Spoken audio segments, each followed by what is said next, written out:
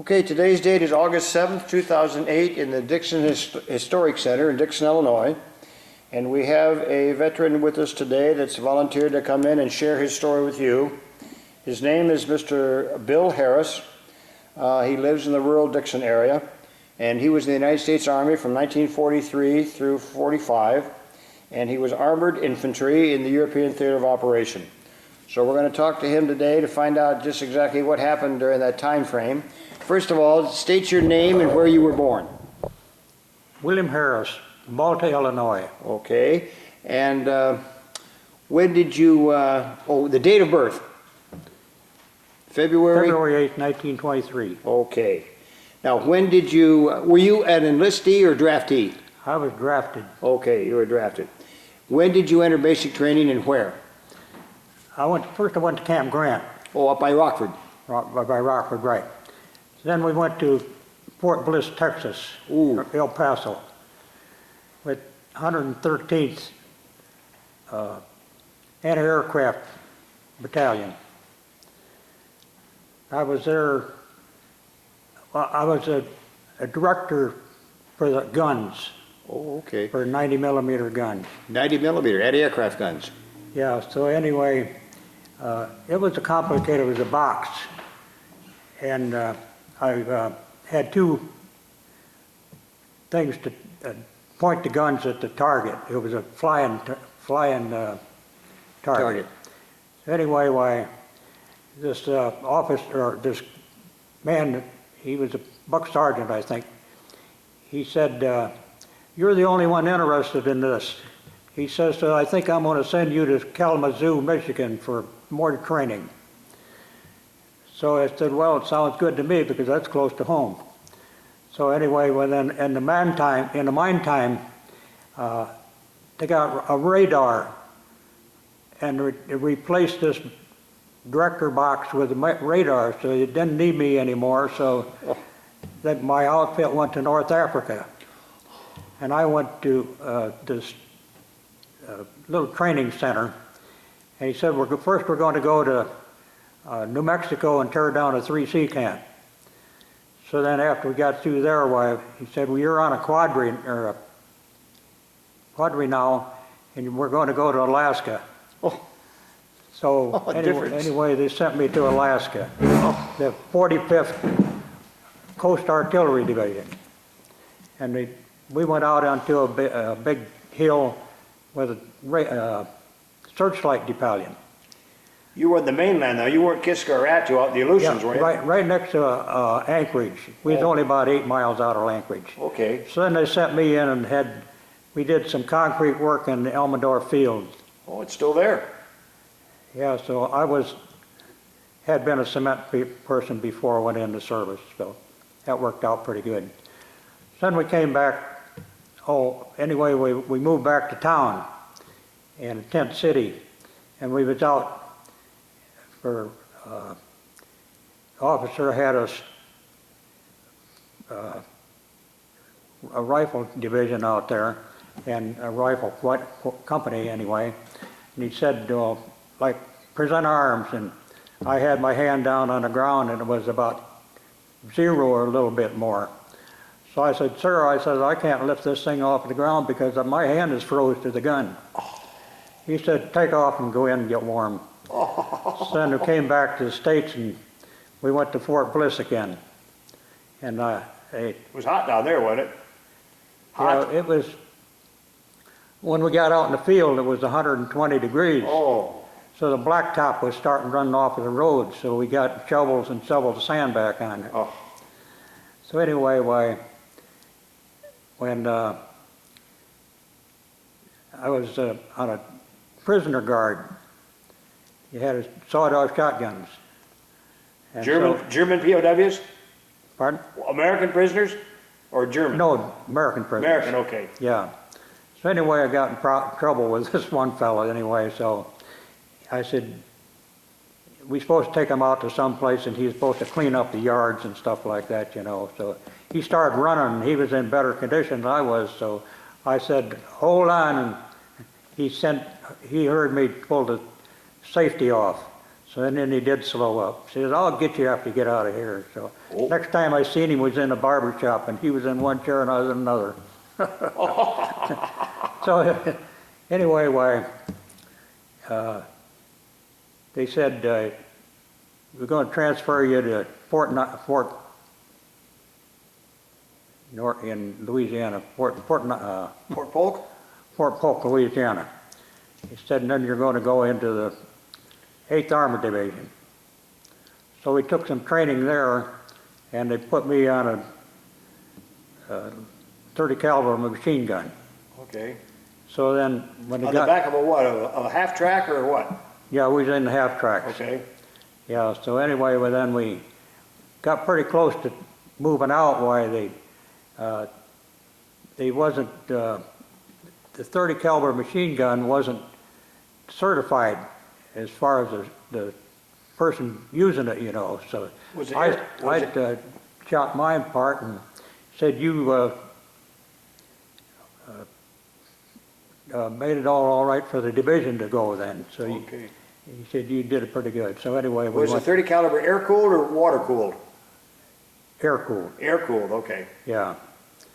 So anyway, we went to New York, Brooklyn Navy Yard, Navy Yard. and boarded this boat, or this ship, and I think it was 80 of us or something like that, 80 ships in this convoy. Oh, okay. So anyway, why this one fella, he was down below in this one ship, and he says, I wish that they'd submarine this Torpedo boat you. and sink it, because he was sick already before we hadn't even left. Before you left the Brooklyn port. yet. Oh. Yeah, so and then we got to Southampton, in England. Now, were you escorted by destroyers, destroyer escort? Yeah, an airplane, both. In aircraft, okay. Yeah, both. Now, this is 44?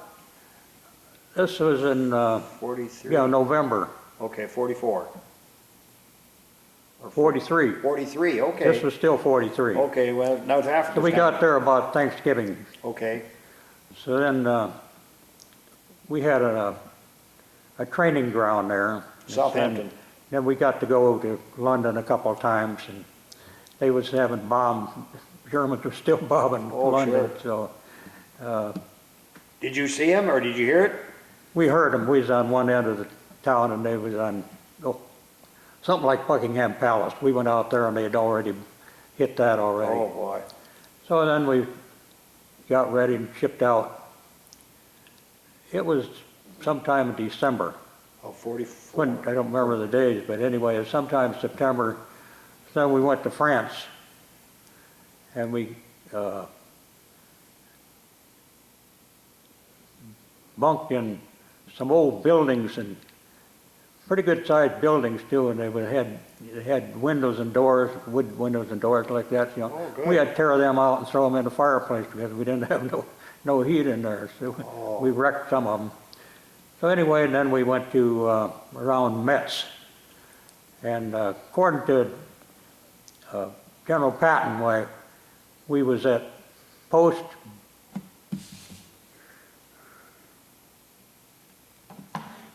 can't think of the name of the town, but they was having a lot of problems around there.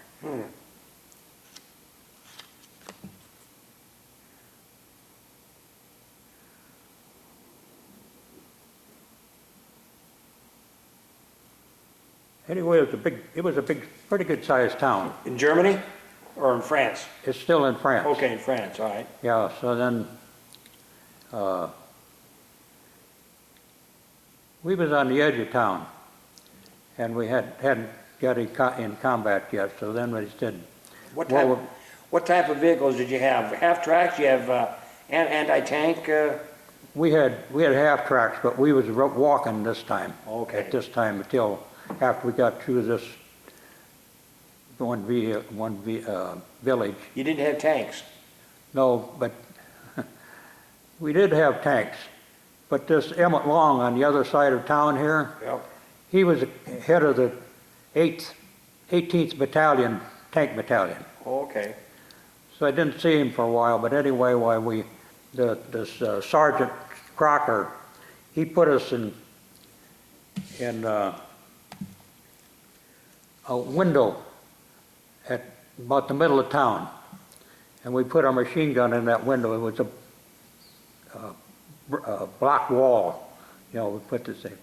So then we didn't see any Germans yet, but anyway, that night, that same night when they put us in there, they put tank mines across the road right out in front of us. Landmines, okay. Yeah, so then about dark, they came and took them tank mines and put them right over there by our window. Oh, So they got moving, the tanks got moving, so I said to these guys, I said, I was the head of the squad, you know, so I said, let's leave the machine gun there, we'll go back in this little room and close the door, you know, and it wasn't, I imagine an hour later, a tank come crunching along and he run right over the top of these tanks, what, the mines? these mines. One of our tanks or German? One of our tanks? Our tanks, yeah. Oh, So anyway, they blew the door right in front, and opened in front of us, you know. We put up our hands and caught the door right like this. oh my gosh. So anyway, it started a lot of screaming and hollering outside there, so we went out, and this sergeant that sent us up there and put us in that window, you know, he come and he was crying all the way up there because he thought we were still in that window, and Oh, you'd have been blown. yeah, so when he seen us, boy, he was he was relieved. So then we helped get some of the injured. Was it a Sherman tank? Huh? A Sherman tank or a Patton? I'm not sure what it was, but I Okay. think it was a big tank. Yeah. But anyway, we helped get him back to the first aid station. While we was going back there, some guy said, "Get out of the way." He says, "I got some injured people here." And he said, "Oh, I'm sorry." Here it was General Devine, the head of our division. He was right up there too. Oh, So good. anyway, they got that pretty well straightened out. So then after a few days, we went out to the edge of town there, and it was about a field about 6 acres or something like that, you know. So guys dug some foxholes out there, and the Muse River was right next to us. Okay. And so they lobbed some mortar shells over to us. So The Germans did. Germans did, Yeah. yeah. So I was surprised that they left us there, and you know, Yeah. when they was in range of the mortars. So I decided, this was about noon, I decided I was going to go back into the house and get something to eat, because all we had was little cans of pork and beans, or wieners and beans, Yeah. and cave rations.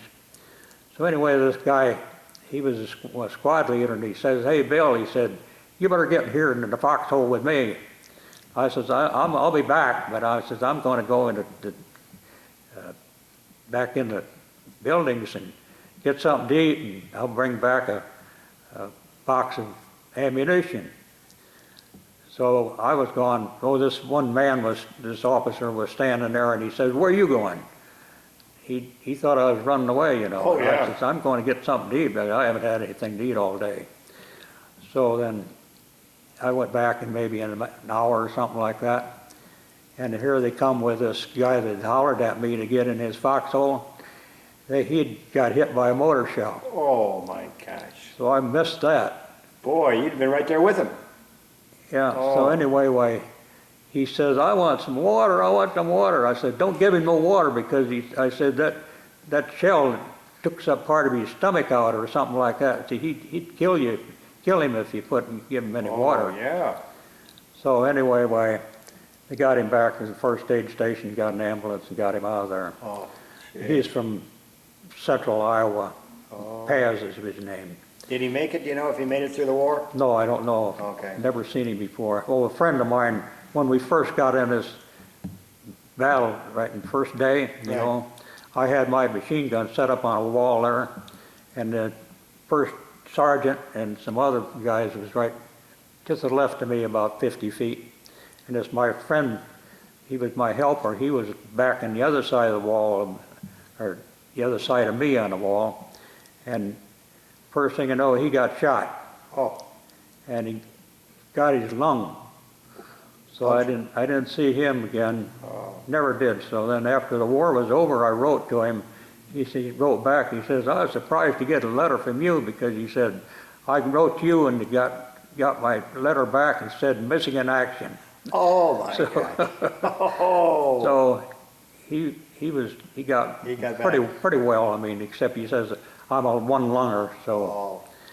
anyway, then we moved out of there, and it was bad weather, real bad weather. It was raining and snow and the whole works. So then they said that they wanted to move our division. Oh, about this time it was Bastogne was under fire. Okay, the bulge. Yeah, so they said November, December 44. Okay. yes. He said we'll go through we'll relieve the 101st Airborne. Oh, okay. So we went that way, but before we got there, it was a few miles, not too much, but anyway, a few miles away. Said so. Anyway, they got somebody else in to relieve him. Oh, okay. So then we kept on going, and in the meantime, they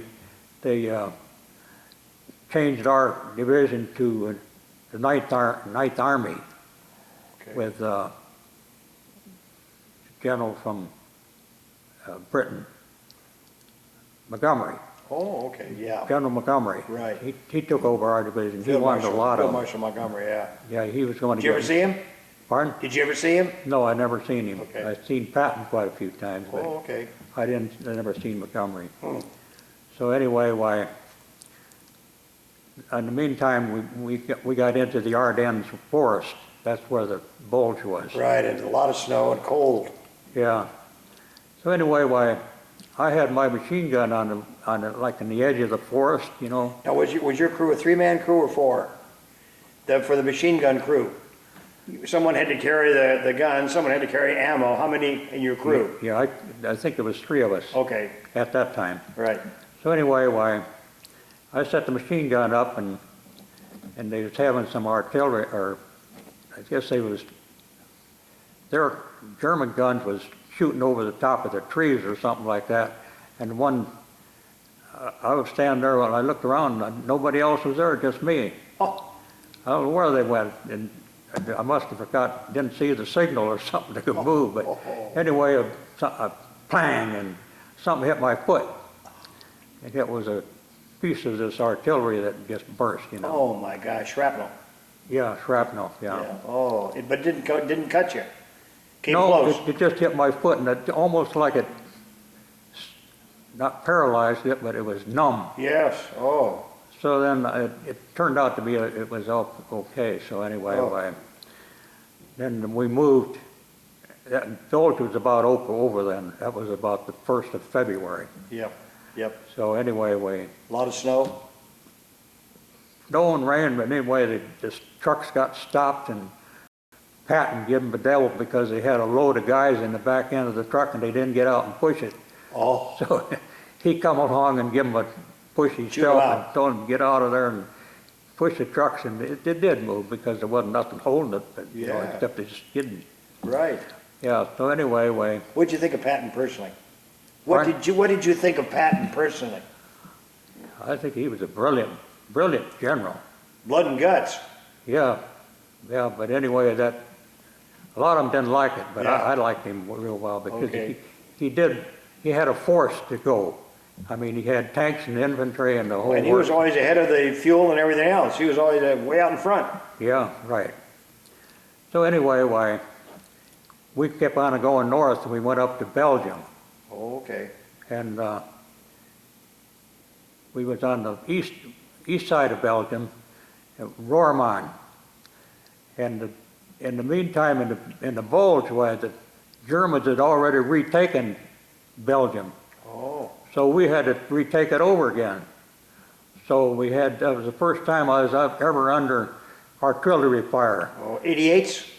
Was it German 88s? No, these was American. Oh. See, we would cut across the fields, and in the meantime, while the shells were going over the top of us. Oh boy. And You could hear the whistling. Yeah, like a freight train. Yeah. Yeah, it was. 105s were they, do you think? Pardon? 105 millimeters, you think, or what? Probably was. Yeah, Yeah, they had to go by what shells they got too, That's because true. they was short of ammunition. oh, yeah. So anyway, we took Rorman without too much problem. But anyway, later in the Harz Mountains, where I met this one girl, and she says, I said, we went through Rorman. She says, I was the last one out of Rorman. She says, I took down the flag. Oh, French girl, or the Belgian girl? Belgian? German. Oh, German. girl. Oh, okay. Yeah, she was part of their battle plan. Oh. So, She spoke English? Pardon? She spoke English? Yeah, they talk English in a lot of them schools. Good. But these people up in Harz Mountains, well, they was kind of a different class. I mean, Yeah. they was a little more upper class than the rest of them, because the rest of them, was beleaguered or something like Yeah. that, because they, a lot of them didn't have nothing to eat and Oh, yeah. whole work. So Right. Oh, my gosh. yeah. So anyway, there was a build-up. We was back from the Rhine, I don't know, 50 miles maybe. From the Rhine. The Rhine River, and Montgomery, he wanted to get ready to go across there. He took him a long time, Patton. He just pushed across, and Oh, yeah. Montgomery, he had to get ready. And More cautious. yeah, so anyway, we was on a hill, kind of a hillside. It was pretty good weather at this time. We seen these planes flying over, the bombers flying over, our bombers flying over. You could see the holes in the airplanes. That low. A lot of them, some of them couldn't get over these little hills. They had to go around these little Oh, hills. my gosh. And then there was some place back in France that they probably landed at. Were Some they B-17s or 24s? 17s, most of 17s, them. okay. Yeah. Wow. So anyway, well then the Navy, they kept coming through with different kind of barges and stuff like to that. cross the Rhine. So they could cross the Rhine. So we waited and waited and waited, and finally they give the signal. And at night we went across the Rhine, and it was kind of like a, I don't know, Bailey Bridge or something like that. Okay. Said the water was about Pontoon bridge? Yeah, the water was about a foot over the top of this bridge, because Oh, they didn't have nothing more to support it, oh so my like that. gosh. So we was at Cologne, Oh, a little more north of Bonn, where a lot of the others went across all that. right. You saw the cathedral there then, in Cologne. Yeah, that's the first thing I looked up, and I You can seen see that it there. cathedral there. It's a wonder it wasn't damaged. It wasn't damaged, but Few. I think they took some of the lights out or something before they. Yeah, but Before- the whole rest of the city was pretty much bombed. Yeah. Cologne was hit heavy. Mhm. Okay.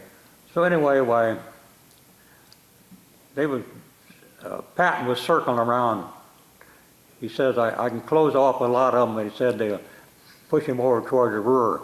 Oh, yeah. And so anyway, we ended up in the Ruhr before we went across. Before we went across the bridge, or across the Rhine, but anyway, that ended up with 700,000 prisoners. Oh, in- Germans. Germans in this one spot. Oh, my goodness. What'd you do with them? Well, this one guy, he started walking away with a rifle, and I said, "Where are you going?" He could speak English. He says, "I'm going home." A German? Yeah, he was a German. He still had his Mauser. Yeah, he still had his rifle. Oh, I don't know whether they said, there ain't nothing we can do about it, because they gave up already. And so anyway, my Sergeant Crocker, he was standing there. Seemed like there was millions of people, but there's 700,000 people in the Ruhr Valley, and it took up every foot of the space, I guess. So he said, he was talking to this other fella, and he said, "Hey, Bill, come over here."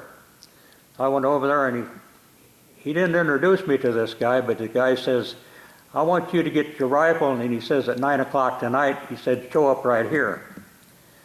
So I got my rifle and came out there, and it was about 3 or 4, I think it was 4 of us, 4 guys, and this fella.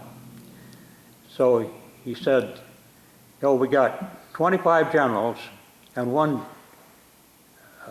admiral that we got in this 700,000 people. oh, German. Yeah, Oh, my German, gosh. yeah. So anyway, we drove to this house and got out, and he said that, stand there at the foot of the bed, and he said, and this other guy, get closer to the bed on the left side, said, so if you see him getting poison or something, go and take poison while keep him from doing it. You know? So anyway, he says, I belong to the, I think he said a CIC or 3 C's or something like that. Right. Anyway, he was a government agent. He knew where these people was that they wanted to question, you know, for, Sure. like the ones that got at Nuremberg. Right. So anyway, we went to 3 or 4 houses, I think 3 houses. And the guy get out of bed and he had his long johns on, and his wife was, they never said nothing to him. They didn't say a word, I don't think. But he asked him, you know, questions like that. Right. So anyway, Did you find out who he was? Did you ever get his name? no, No. they didn't give any names out like that. Yeah. I always wondered afterwards, you know, about Yeah. the German generals, and you know, Sure. some of them was pro-Hitler and some of them was against Hitler too. Oh, yeah. Yeah. But he wasn't SS, was he? You don't know. Couldn't tell. Did you come He into did- contact with SS? Pardon? Did you ever come into contact with the SS? Stormtroopers? No. No, okay. So anyway, it was kind of confusing too, because you know, you didn't know whether you wanted to go or not. But anyway, we got in this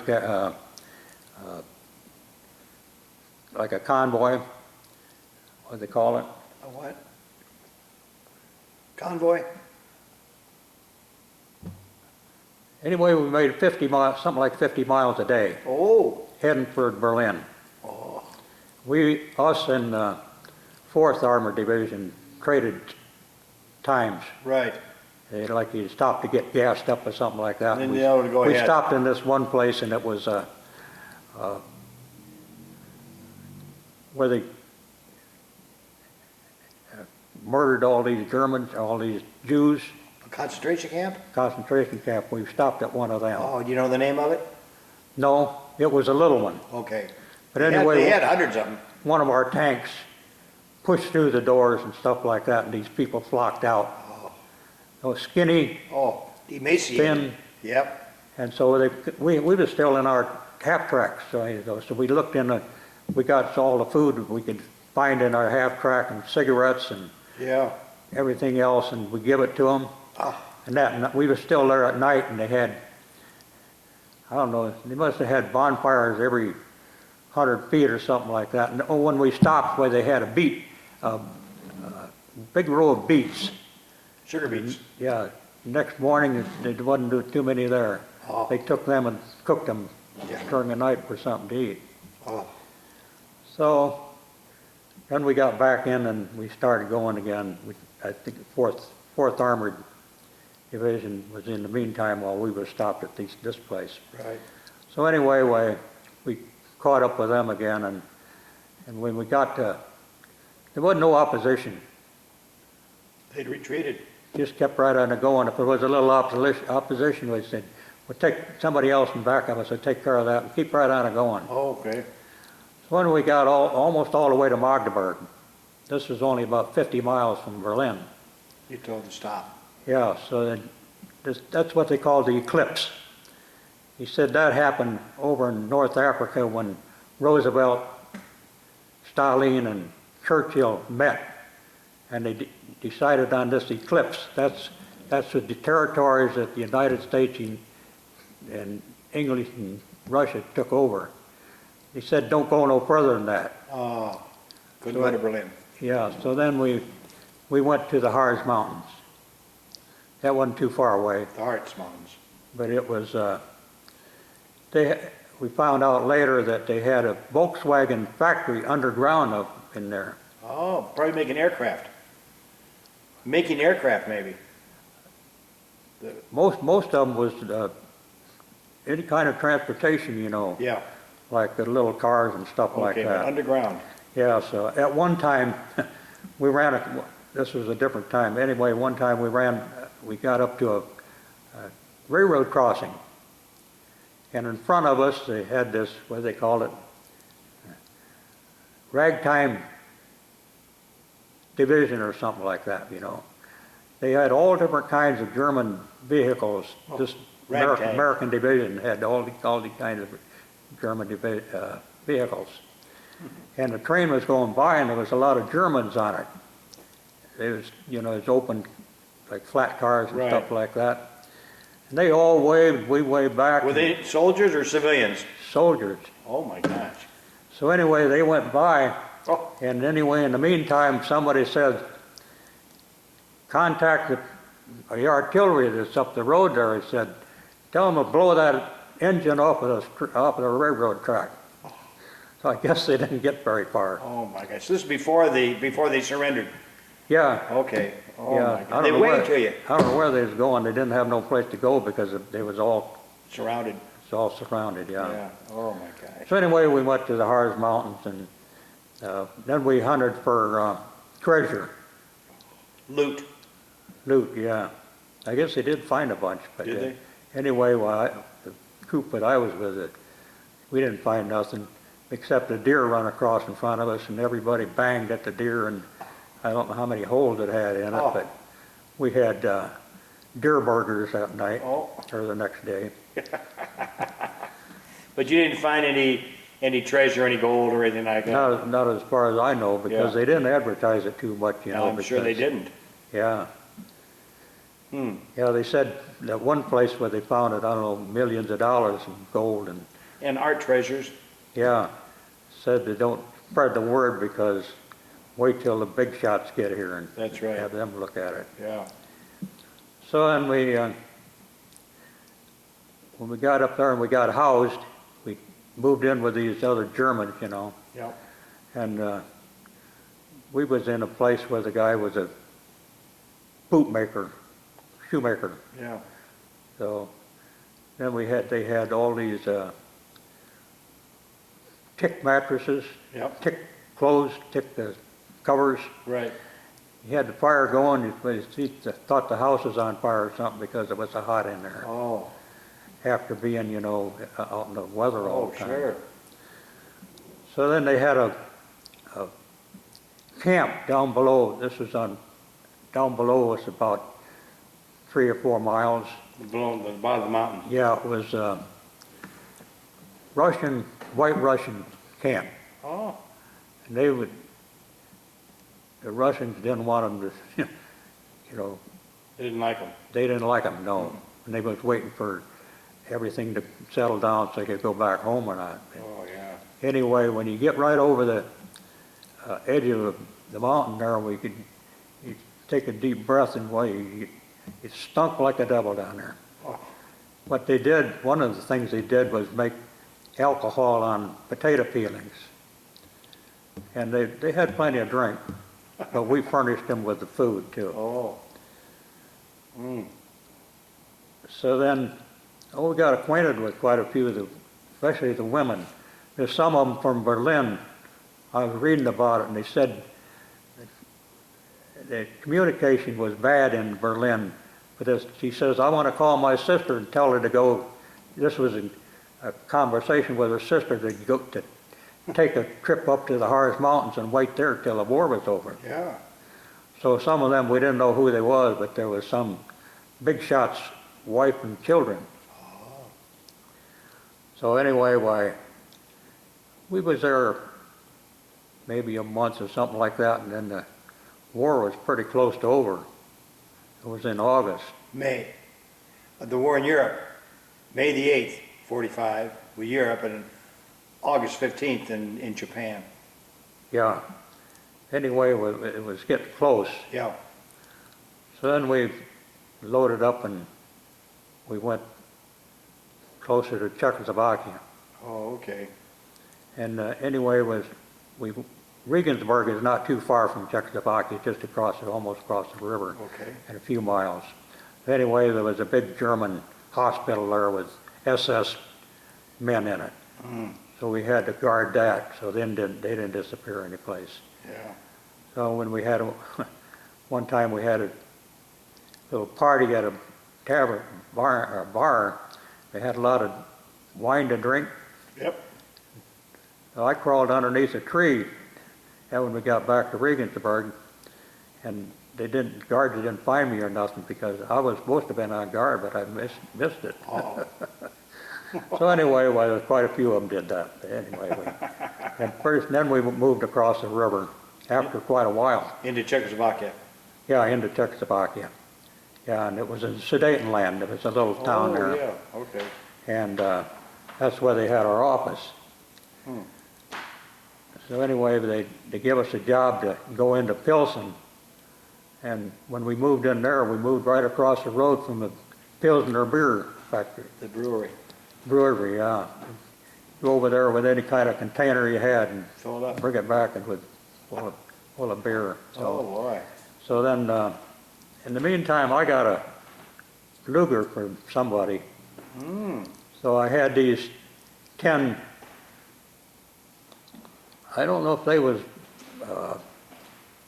White Russians or not, but anyway, well, we fed them real good, you know, and in this one field they made little wood or sod huts. And it was pretty close to the river, so then they wanted to do the washing or something like that. It just took them down to the river and pounded them on the rocks and stuff. So anyway, I think I had 10 of them, and they had wheelbarrows and shovels, you know. A lot of buildings was just knocked down, so they was cleaning up so the traffic could get through too, Yeah. and the railroad. So anyway, you couldn't get rid of them. I mean, they stuck close to you because they was ready to eat, you know, Sure. and ready to sleep.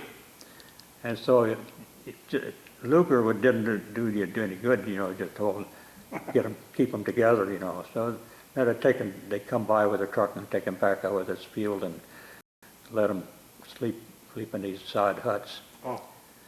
Then they had a huge field with planes, crash planes, junk planes. Yeah. And so me and another guy went down there and took pictures of it. German or American? German planes. German. Most of them was German. I suppose there was some American planes. This one buddy of mine I went to school with, he was a B-17 bomber pilot, and he never came back home. I mean, they never found any trace of him. Mm. So maybe that was one of his planes in there. Could have been, sure. Yeah, so anyway, they had this camp too, where these people was that, I don't know, they didn't have any homes and nowhere to go to. DPs, displaced persons. Displaced person camp, yeah. And there was a lot of people in there too. Oh, sure. And they had, you know, they fumigated them and Yep. the whole works. A lot of lice. Yeah. So then about that time, it was after the war was over, and no, the war wasn't over quite in Japan. So anyway, they called me in the office, and they said, "We're looking through your records. Said we see that you was in Alaska, Alaskan Defense Command." He said you was in a European theater. He says we can't send you over to Can't send you Pacific. Can't send you to the Pacific. Can't send you Pacific. Good. He said you get your choice though. If you want to go back to the States and train and go to the Pacific, otherwise you don't have to. You stay here with the occupation. Stay. So I said, I ain't going to the Pacific. I don't like that heat. My brother had already been over there. Oh, yeah. But anyway, the oldest brother, he was in 7th Armored Division or 1st Armored Division in Italy. Oh. And he got killed there. Oh. And so anyway, that put my dad in a hospital because he was one of his favorites. Yeah. So anyway, then the rest of the outfit moved out. And I was in the 80th and the 83rd Infantry Divisions in the meantime. Oh my I don't know how they figured that out, but Yeah. anyway, we stuck around there until Now, where were you on VE Day, May the 8th, 45? Were you in Czechoslovakia? still in Pilsen, Czechoslovakia. Yeah. But they told you about the war was over. Yeah. Yeah. Yeah, that was broadcast. It was thankful for that. Did you hear about Hitler committing suicide? Probably not. Before that, Hitler killed himself. Did you know that? Yeah, Did you hear about that story? And about Roosevelt dying, did you hear? April of 45. yeah, I heard about that part, except they didn't give it out too much about Hitler, I don't No, know. probably not. Oh. But Roosevelt, of course. Yeah. Oh, and then one night, they had a big square there in the middle of Pilsen. Right. Bob Hope and his troop was there. And you saw him? Yeah, he was up in Alaska too when I was there, but Oh. it was too cold. We standing outside up there in Alaska, and this Alaskan come by, and he had all kinds of fur on, you know. And we was kidding him. He wanted to get through our line. We wouldn't let him through. He said, "You guys don't know how cold it is here." I just had a little jacket on. Oh. And he says, "Oh, it's about somewhere around 10 below zero." Oh. I said, "I ain't going to stand in line." I said, maybe I'll see him later sometime." By God, I did. I was Yeah. sitting right next to just one of his troops. Jerry Colonna. Jerry Colonna, standing right next to him. No kidding. Was Francis Langford there? The singer, Francis Langford. There was quite a few of these girls was Yeah. with him. Well, that was good. Yes. So then after, they had a wrestling match. One of our wrestlers and one of the Czechoslovakian wrestlers. Oh, okay. As I was walking, they had a big stairway up to a part where USO or something was up there. Yep. So I walked up the stairs with him, and I said, "You put up a good fight." "Yeah," he said, "but he bit me." He said that would changed my mode of wrestling. So we got up there, and I'd brought a paper along with me from home, you know. So they had some girls on the stage and performing, you know, and they were Right. doing acrobatics and stuff, and they all at once they stopped. Oh. And they looked at me, and she says, "Is that paper more interesting than what we're doing up here on the Oh, you read stage?" the paper, yeah. "Yeah." I says, "Well, I'll tell you." I says, I haven't seen a paper from hometown since I've been over here." I says, "I was looking at the basketball scores and everything else in it." And so I put the paper down, and she went back to her performing. So then we just waited around for a while, and then they said, "Well, you're going to go back to France and wait and get on a boat and go home." Oh, okay. So then we went over the Alps mountains, and this one guy said before we got going, he said, "Yeah, you can sit in the front seat with us." He says, "Put your feet right over the top of the muffler." He said, "Keep warm. The guys in the back will freeze to death." So anyway, That was a good deal then. yeah, they could put a good deal. So we went through Nuremberg, and on the way back, and Did you stop in Nuremberg? no, we didn't stop. But Just went anyway, through. we got to Camp Lucky Strike. Oh, yeah. And in the meantime, I had a winning streak playing poker, Uh-oh. and they all tried to get me to come into them so they could take my money away from Sure, me. you know. didn't do it, did you? No, Good. I did get in some games, but Yeah. when I got on the boat, he said, "We're going to stop it, or we're going to go through the Azores." Oh, yeah. So I said it'd be about midnight. So we started a card game. 7 o'clock in the morning, we were still playing cards. We forgot all about the Arizona. It was all lit up, you know, when we went through Sure. there. Well, so we got back to Go back to New York? New York and seen the Statue of Liberty, and that was real nice. Oh, yeah. Did So- some of the guys kiss the deck? Pardon? Did any of the fellows kiss the deck when they saw the Statue of Liberty, that they were so glad to be home again? No? Don't Okay, I knew a guy from Italy came back, and that's what he did. Oh, Yeah. So then, when you got back to New York, were you being discharged? Did you get on a train, then come back to Chicago? yeah. I don't think we was at Brunswick. I don't remember getting, maybe we was at Camp Brunswick there in New Jersey. Oh, okay, But we was there before we left home. right. But then you got a train back home. Yeah, we got a train that back home and Now, where your home was where then? went to Rockford. Oh, Rockford?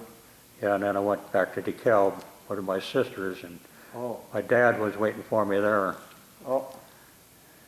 In DeKalb. Yeah, so then Now, what month was this, do you think? October 45, you think, or when? This was about December 31st or January 1st, Oh, 46. 46, yeah. Oh, okay. Okay. So then he says, oh, bring your bag. He says, we're going back to Dixon. Oh, I says, Dixon, where's that at? oh, He says, well, I'm down there with a blind chiropractor. so they didn't live in DeKalb anymore, they lived in Dixon. Yeah, part-time, yeah. Yeah. So that was a, Oh, be darned. Well, interesting. Now,